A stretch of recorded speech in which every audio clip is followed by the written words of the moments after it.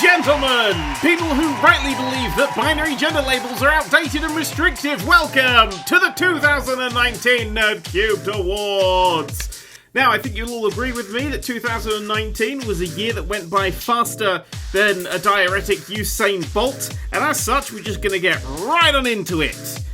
Right into it a little bit earlier than normal, as it's November, the very end of November, but that's because starting tomorrow, December the 1st on this channel, we're going to start counting down the top 25 games of the decade. The best, most innovative, most influential games of the decade, one a day, like an advent calendar, but not an advent calendar. That's on Ash's channel, the advent calendar. Here come the awards! Right, let's kick this night off with the honourable mentions. These are the games that were good, but not great. Good enough to mention, but not like award-worthy. And we're going to start that list off with The Outer Worlds, a game that's like if Fallout had a baby with just more Fallout, which technically is Fallout incest, which is probably where Fallout 76 came from. Outer Worlds is gorgeous and brilliant, but for me, just a little too small scale, a little too quick. I never felt my feet in it. I never quite land on the world. Great fun gameplay, but it didn't really drag me in as much as the big expansive ones.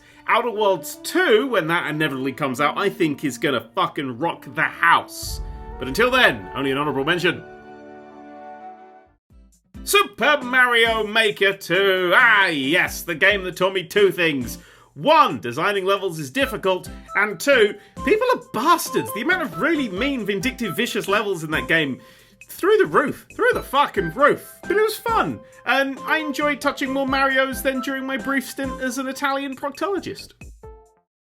Katana Zero! What do you get if you mix pixel art with drugs, long coats, and VHS? That's right. That's just the 80s. I've just described the 80s there. But Katana Zero is a game where you go through, hack stuff, and then rewind because you've died. And then you go through hack stuff, you rewind because you've died, and so on and so forth. Kind of like a 2D side-on Hotline Miami. I'm aware Hotline Miami was in 3D, but this is live, baby. We're doing this live. It's not live. Link's Awakening! A just fucking gorgeous reimagining of the best Legend of Zelda game. Don't fucking at me. However, it was let down by a frame rate that even somebody with Parkinson's would call a bit shaky. Wilmot's Warehouse! This was a lovely little gem, went right under a lot of people's radars. I do recommend picking this up. Just basically live the life of an Amazon employee while probably being paid about as much as one. Organise a warehouse. You could also do it with friends, if you don't want to have those friends anymore. Luigi's Mansion 3. With more booze than a pimp's phone book, Nintendo were really Nintendo were really bringing their B+ game this year, and nothing more B+ than Luigi's Mansion 3, a game not actually set in a mansion, but was kind of fun. I digged it. It was absolutely gorgeous looking, but kind of got repetitive quite early on and kind of dragged me down a little bit there. But, you know, Luigi, he's better than Mario. Again, don't fucking at me. My friend Pedro. There is nothing quite like skateboarding through a pane of glass, kicking your skateboard into somebody's face, and then just shooting the rest of them with regular bullets while doing a flip. Fuck it, let's throw a flip in there. A wonderfully fun game to play, just let down by boring level locations like sewers, industrial corridors, and the inside of John Major's mind. And finally on our honourable mentions list, Days Gone, the open world zombie survival game. It didn't really bring a lot to the table, but it was incredibly good at what it did, and I did thoroughly enjoy it. It was a bit like a fart that doesn't smell. It's enjoyable at the time, but nothing about it really lingered. Anyway, that's the honourable mentions out of the way. Let us move on to the awards, and we begin with the Early Access Award for a game that isn't actually out yet, but I've put far too many hours into. And the winner is Blade and sorcery. Oh yes, I love VR and I fucking love Blade and sorcery. There is nothing more satisfying than getting 2 swords, or in my case, 2 daggers, and killing more people than an NRA member on a bender. It's delightful, it's fun, it's none of those things, it's brutal and horrible, and I love it so much. 10 out of 10 would turn into a gladiator again. The City Skylines Award for Fuck You, I'll Make My Own franchise. This is awarded to the game that takes an established franchise, goes, go fuck yourself, and makes its own version when the previous franchise turns to shit. And the winner is...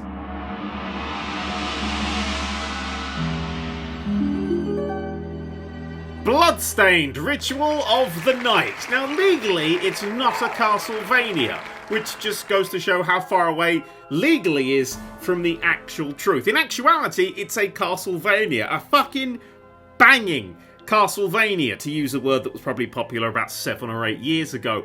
Just fucking it's a proper good Castlevania, the likes of which we haven't seen for a very long time, made by the guy who made Castlevania, but legally not a Castlevania, but actually a Castlevania, and a banging one at that. What? I'm gonna go on Urban Dictionary. Hang on a second. It was Turnt. Maybe. Next up is the Jazziest Game Award. This is the award for the game that wouldn't be out of place in a kind of a dark, smoky nightclub where everyone in there is really cool and turned. I don't know what these...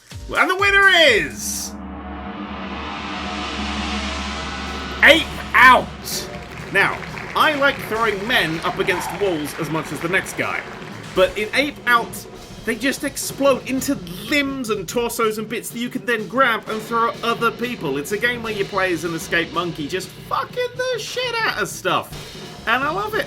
I love the vibe, I love the jazz, I love the minimalistic art style, I love that it's a fucking one thing, done really well, bish bash, and fucking bosh. That last fucking bosh is someone being thrown against a wall. Symbol bosh.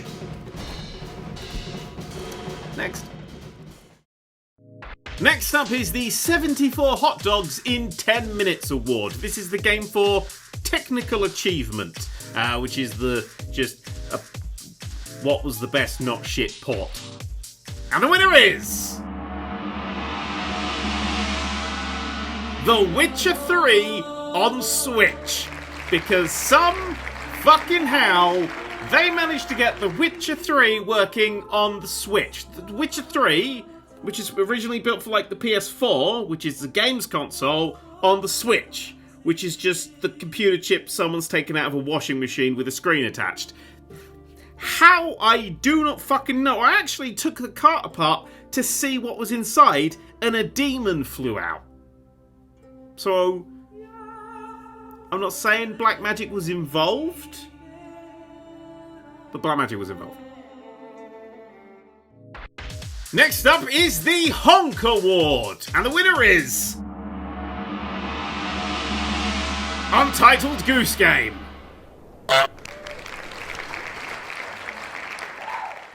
Next up is the New York Minute Award. Now, this is the award that goes to the game that, in the space of just 60 seconds, you can go from the highest of highs to the lowest of lows. And that award goes to... Wargroove.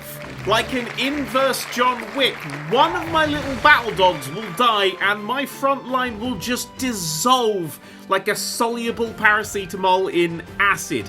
Tiny little chinks in your armor will form while playing Wargroove and you will die because of them. Oh, maybe if I put this guy on this one square up instead of one square left. No, you're dead. Everything's gone wrong. I've had 40-minute levels fuck up because I made just a dumb fucking mistake and it just spirals out of control and you die horribly in a bin. It's like... the Brexit joke's just too easy. Next up is the award for Best Multiplayer. Never mind. This is the award for Best fucking multiplayer game, and it goes to Tetris 99. If war ever breaks out, Battle Royales have taught me that I cannot shoot for shit. Can't do it. If I have to hide in a fucking shed for 20 minutes, I can do that bit, but then 8 engagement are dead. I might as well just shoot myself in the fucking face and save Big Knob Magnum Dong 69 ammo. But if you need to fight against 99 other warehouses via some sort of test of organisation skills, you fucking call me. Because I learned through Tetris 99 and I'm actually fucking good at Tetris. Even the new mode, which is like only the fucking best, I'm actually pretty fucking good at. I may be one of the best Tetris players in the world. As long as I play sort of like 6 AM when all the really good Tetris players are in bed. Next up, we have the Sleeper Hit Award. This is the award that's going to go to a game that I think, when we look back on it a few years from now, people are going to go, actually, that was pretty fucking good. It was a good. I don't know why they're going to get progressively high. Maybe there's more helium in the air. Who the fuck knows? And that award goes to Control. In Control, you play as Jessie Faden, a mysterious woman who reacts to supernatural horror in the same way a normal person would react to a stationary tin of beans. I don't quite know why Jessie is so unfazed by all of the mad shit. Like, she goes, oh, I'm gonna look for my brother, walks into a building, and is just made the director of the entire fucking company. Hang on a second, is this a Robert California simulator? That would explain so fucking much. Not Series 9, but it doesn't matter. Control's a fucking excellent game. It's just really fun. It's quite an old school design, and it's just levels and, you know, baddies, and you throw bricks at the baddies, and the baddies fall down, and then more baddies come along. But it's got enough sort of speed and abilities that's just really fucking satisfying. Really fucking good. If you haven't played Control, go play Control. Go play all the games on this. Go play all the games. In order. Start with Tennis for Two. Fuck you. Next up is the Recovery Award. This is the award that is given to the game that had the best franchise recovery. Franchise that was stagnant or dying, and then suddenly, whoosh, one game comes along and zhuzhes it back up. And the winner is Pokemon Sword and Shield.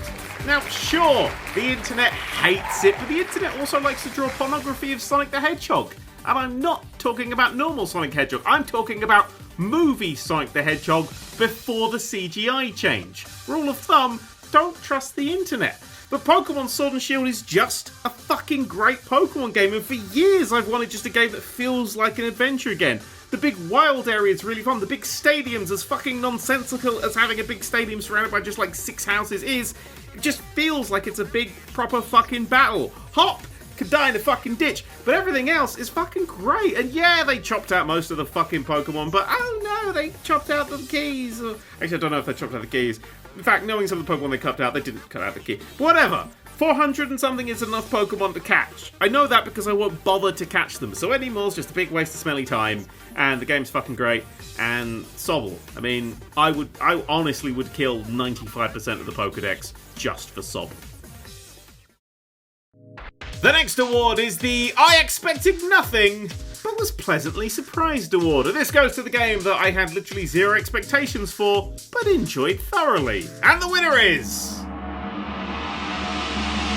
Star Wars Jedi Fallen Order. Now, if The Force Unleashed was Star Wars up to 11, then Fallen Order is Star Wars at a more comfortable 5 or 6. The sort of Star Wars that would offer you a brandy and a smoking jacket, and not a WKD spiked with a drug addict's piss. Star Wars Jedi Fallen Order, with its clunky title, is actually a really fun Dark Souls-like kind of game, and that really surprised me. All the stuff I saw about it just kind of looked a bit boring, but when you get that nice meaty Dark Soulsy gameplay in there, it's really fun. Also, a frog killed me like 700 times, and I'll be perfectly honest, the first time I beat that frog, I came a little. What the fuck? Next up is the award, and this goes to the game that gave you the biggest mindfuck of the year, the most fucked up, brain-melting, horrible, scary, kind of, oh god, what is reality moment. And the winner is...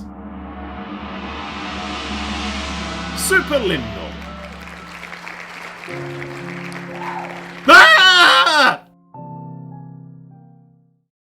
Next up, we've the I've not played this yet, but will be lynched if I don't mention it award. Now, this is for the game that you will love and will fill the fucking comments with if I don't mention it, much like Red Dead Redemption 2 last year, which is a game I didn't give a fuck about. However, the winner this year...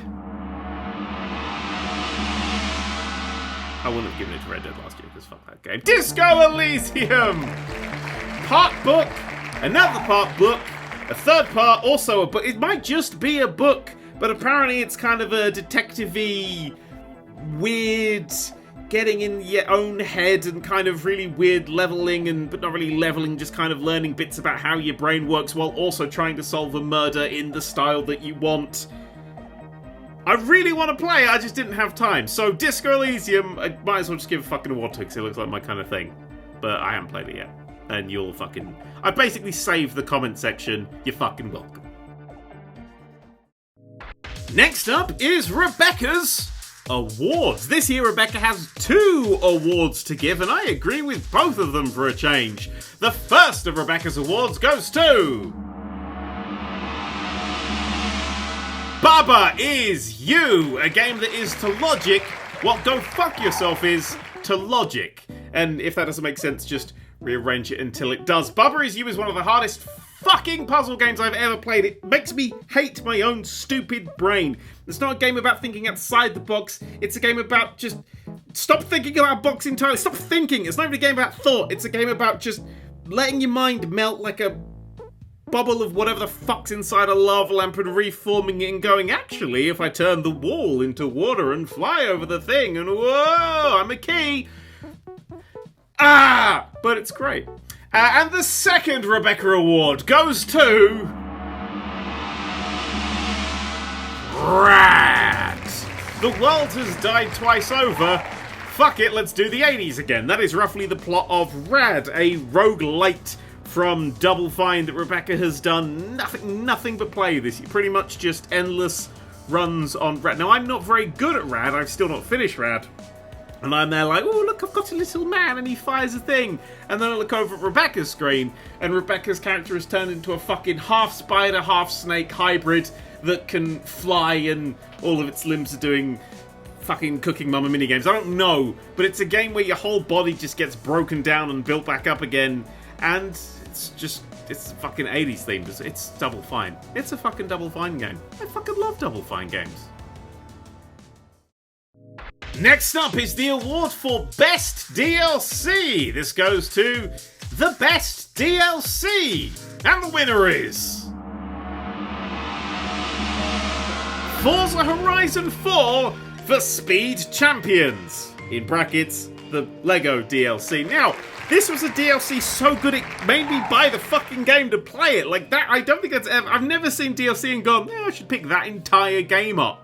I actually kind of fell in love with Forza Horizon 4 because of it. I really love fucking Edinburgh, and I really think cars are also there as well. But Lego cars driving around Edinburgh, that is more my kind of jam. And the whole Lego one, oh my god, seeing my fucking modular buildings that I own in my house in the fucking video game world.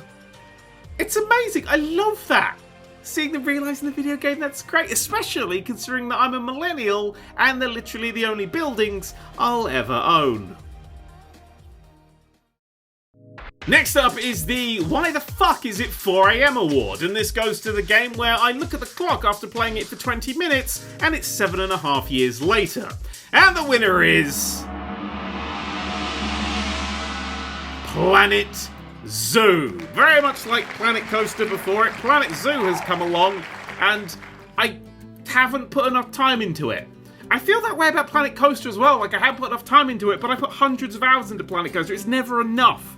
It's the slowest game ever made if you play like me, and honestly, that's the sort of person that should play. If you want to build a beautiful zoo with no restrictions, that's the game to do with. If you want restrictions of money and finance, just get a jobbing and count it. Why would you not? There's loads of money to be made there. Do that bit and then come home and build a lovely dream zoo, you fool. And One Note Frontier, listen, right? Untitled Goose Game DLC. You get to have gooses in your zoo, and occasionally they escape and cause, like, mischievous havoc. That idea's free. Fucking take it. Fucking take it, please! Next up is the Developer of the Year award, open brackets, that isn't Mike Bithell, close brackets. I do a fucking Doctor Who podcast with him. I can't actually, be like, oh, this game's good. Although John Wick Hex is very good. Anyway, Developer of the Year, open brackets, that isn't Mike Bithell, goes to Zachtronics. Because, oh my fucking god. Why isn't every single company on Earth like Zachtronics? I mean, this is a thing Zachtronics did this year. They released a book, Zach-like, showing just how they made their mad as shit fucking puzzle games. Put it out for free on Steam with a load of old prototypes and games, and then just suddenly, like, for when I'm recording this a few days ago, just fucking stealth announced and released a game that's incredible for like £7. 10 days after its release, they went, oh, here's a free update that doubles the amount of levels. What? And the game is great. Zachtronics make most other game companies look like big, stinky willies. And they fucking gave all their games out for free to schools. Who does this? Look, here's my theory. Jesus has come back, and it's Zachtronics. I mean, I'm not wrong, am I?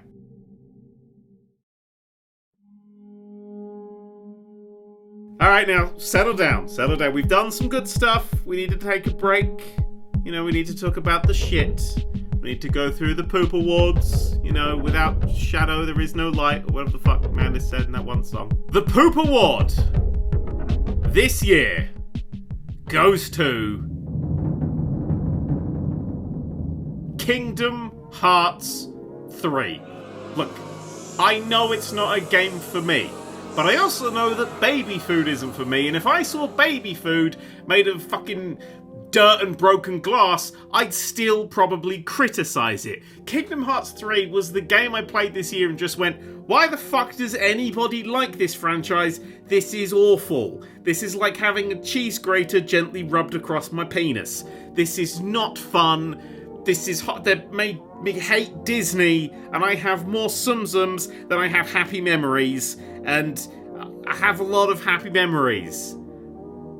Not Kingdom Hearts, not one of them. Kingdom Hearts 3 wins the Poop Award of the Year. But this year, we're adding another one because we need an extra awful Poop Award, because there was one game that was even somehow worse than Kingdom Hearts 3, and it was even somehow worse than Kingdom Hearts 3, so much fucking worse than Kingdom Hearts 3 that this sentence stops making sense, but it's still more sensible than anything in this fucking game, and that game is WWE 2K20, which is horrible, unbroken, unfinished. It's got fucking I don't even know what the faces of the wrestlers like. It's the one thing you've got to do is put the wrestlers in the game. I've remembered faces in dreams with more detail than those in 2K20. It's an abomination. It's glitchy. It doesn't run. It's fucking the same people who put one out on the Switch and then went, oh, it doesn't, fuck it. Horrible, broken, stinky, awful, bad.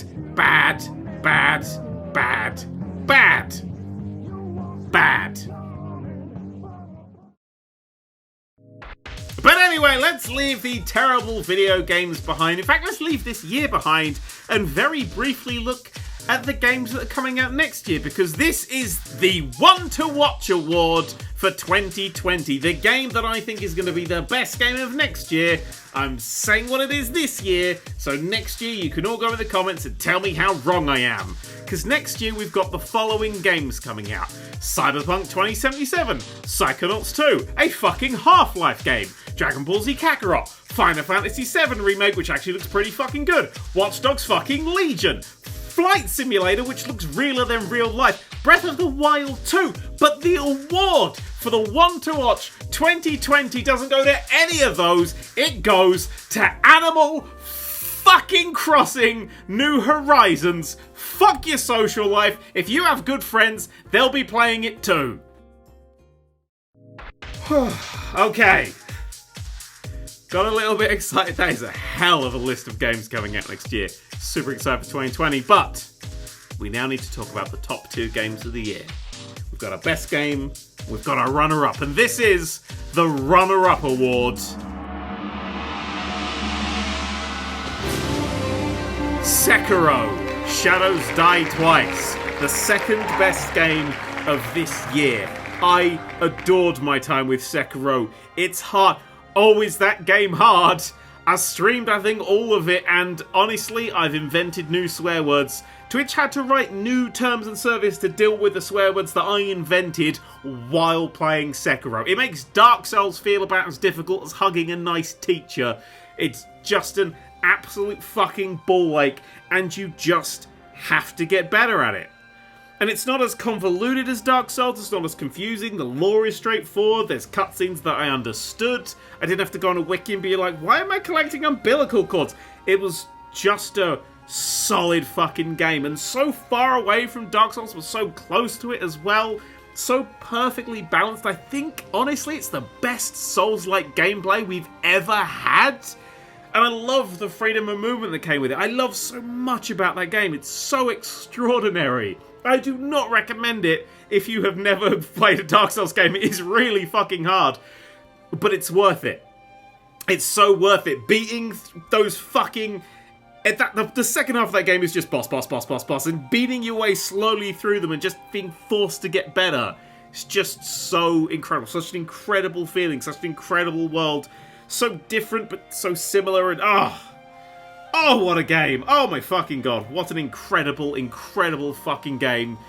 And that snake, I really didn't like killing that snake. He was just a little snaky boy having a good time. Poor little snake. But now! Oh yes! Forget about dead serpents. It is time for the best game of the year. Oh yes. Oh yes. Everybody, settle down, settle down. The Best Game Award for 2019 goes to...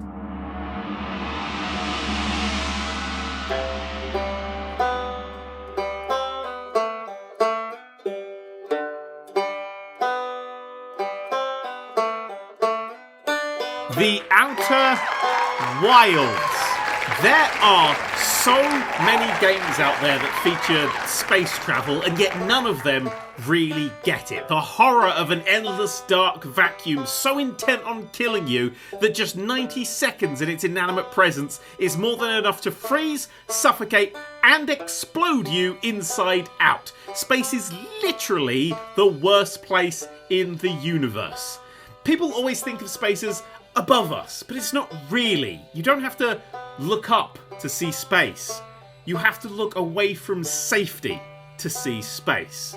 Then, when you're out there in the nothing, there are jewels, unprocessibly large balls of fire and light held together by their own fucking anger. Rocks that can range between husks of nothing or everything some life ever knows, and an endless amount of phenomena that would take our scientific knowledge and fuck it from arsehole to breakfast. But video games just don't get it. They just don't get space. Video games set in space are either just men with big swinging dicks firing at bug-eyed monsters, or fucking truck driving simulators. If exploration does happen to be the focus, you'll find out that the main difference between the endless majesty that is life in this universe is the colour of the fucking grass. Yeah, you're in space, but it feels inaccessible, like a fingerprint wouldn't take on it, like it's behind glass. The Outer Wilds, fucking hell, the Outer Wild gets space. It doesn't care about scale or scientific accuracy, it gets the feel right. Yeah, your ship's made from wood and the majority of planets are the size of a badly stocked IKEA, but watching all the stars in the sky go out one by one, like far-off fireworks, and knowing that each one could be destroying an entire history, and having to do that fucking every 22 minutes, nothing has made me feel like that before. No game, no book, no movie. It's beyond extraordinary. It's planets, each one a bizarre, impossible place, riddled with life and death and decay and nonsense. Each one dense in history and vandalised by time. Each one nightmarish and so beautiful. And in 22 minutes, they're gone. Because the Outer Wilds isn't even really about space. It's about the question, the most important and terrifying and unanswerable question anyone ever asks. Why? Why bother? Why bother with any of this? People die, stars burn out, the universe will go quiet and dark and cold, and in the longest run, nothing, absolutely nothing matters. Everything dies, the universe included, so why sit around the fire playing music into a void that doesn't care? Why huddle around the light? Why play? Because, well, look at it. It's mad, all of it. Life is a big, stupid blob of meaningless nothing, yet from that we find meaning. People, things, animals, art, sofas, cereal, Rubik's Cubes, silly little games about space, whatever. None of it matters in the grand scheme, but fuck the grand scheme. There's no logical reason for life, and nobody's gonna mourn it when it's gone, but that's what makes it fantastic. Life is a little song that we hum to ourselves, and I wouldn't want it any other way. The Outer Wilds is an optimistic game about nihilism. It's a game with no invisible walls, you can complete it in 10 minutes if you know what to do, which you won't for hours, and the only limit is knowledge. It's a game literally like no other. The universe is big and long and impossible and daft, and you happen to be experiencing it at the exact same point that you can play the Outer Wilds as well. Embrace that coincidence. Come on, what are you waiting for? The sun could explode tomorrow.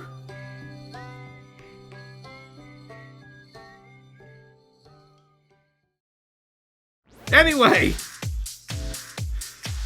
I think I got into something there. That was the awards for 2019. Starting tomorrow, we are going to be taking a look at the best games of this past decade. But for now, we are done. That is 2019. Minus December, because these things come out. I saw somebody put one of these up in fucking August. What is this world coming to? There's the Halloween buffer. Everything after that's Christmas. Everything before that is, I don't fucking know. Time. Anyway, awards, good games. It's Christmas coming up soon. Buy some of these. Treat yourself. Treat other people. Treat me. I don't fucking know. It's kind of gone a pot. This it's stopped feeling like an award ceremony. Everyone's gone home. It's just me quietly standing on the stage alone by myself, masturbating. Why does it always end this way?